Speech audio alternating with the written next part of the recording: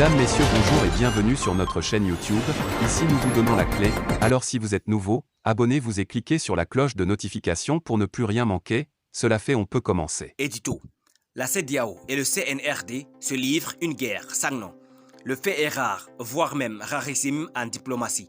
Le coup de Trafalgar de ce jeudi, en effet, a braqué les projecteurs sur le régime du CNRD qui s'est offert à satiété, non sans conséquence, le tenu président du Bissau, dont les agissements, faut-il reconnaître, débordent de courtoisie et d'élégance diplomatique que commande ce niveau de responsabilité. Qu'à cela ne tienne et par-dessus tout, on a eu droit à des répliques de mauvais goût.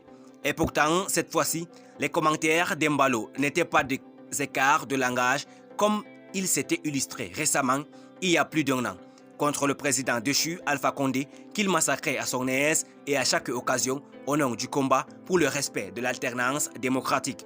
Le ton est dur, trop dur. D'ailleurs, il est même à la limite injurieuse. Mensonge grossier, guignol amuseur public, Embalo l'emballé sont les termes d'une rare violence qu'on a pu lire dans les différentes répliques à un adversaire déclaré. C'est difficile de croire que tout cela soit destiné à repliquer à la prise de position supposée du président en exercice de la conférence des chefs d'État de la CEDEAO.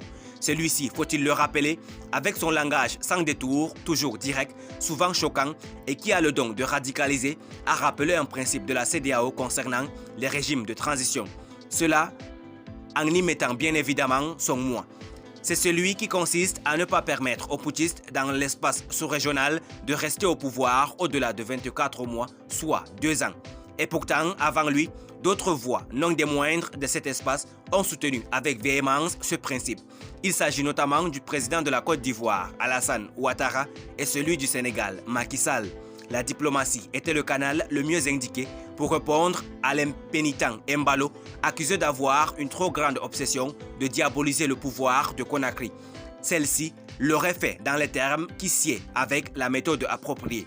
Le sommet extraordinaire de la CEDEAO qui s'est tenu à New York en marge de l'Assemblée générale des Nations Unies a plutôt décidé des sanctions progressives contre la junte au pouvoir. Encore une fois, les militaires au pouvoir à Conakry s'en sortent plutôt pas mal. Il y a point d'hécatombe comme l'ont subodoré bien des observateurs.